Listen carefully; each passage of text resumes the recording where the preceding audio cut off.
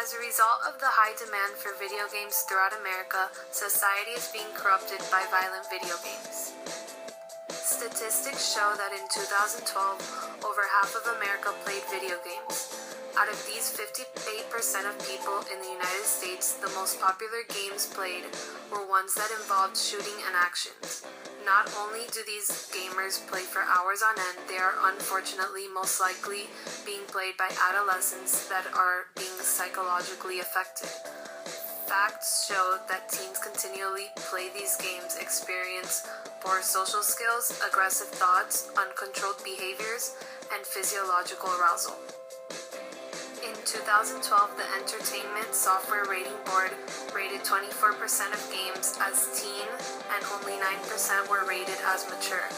Video game companies are getting away with giving several violent games teen ratings when in reality, these games should be receiving ratings for mature content.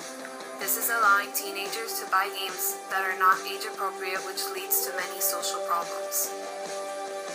A study conducted in March 2013 in Iowa State University leads one to realize the serious effect of violent video games.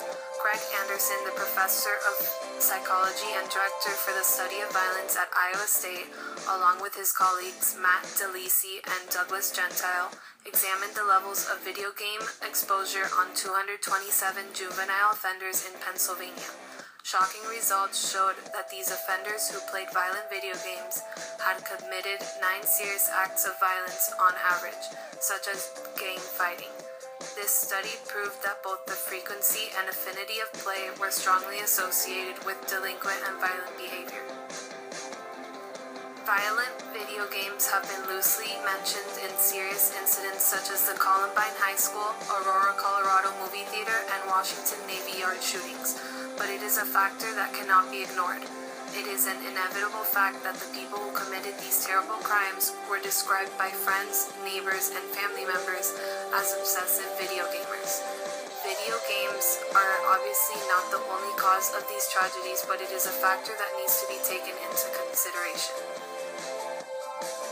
The nation should try to encourage the gaming industry to put their creative efforts to positive use by creating games that are more educational in nature.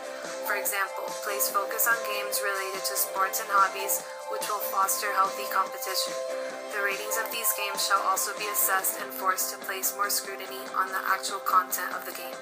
Generations affected negatively by video games and increased crime rates should make an effort to introduce the next generation to positive forms of gaming.